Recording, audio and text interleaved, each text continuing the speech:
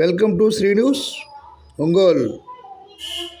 తిరుపతి జిల్లా సత్యవేడు మండలం పుదుకుప్పం గ్రామంలో 5 విద్యుత్ ట్రాన్స్ఫార్మర్లు ప్రారంభించిన సత్యవేడు ఎమ్మెల్యే కోనేటి ఆదిమూలం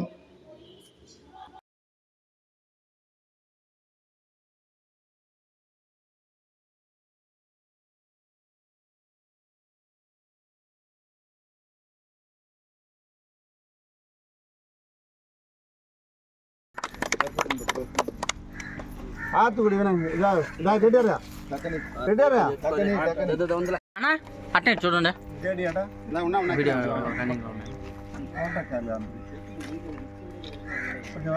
ఓకే తెల్లారు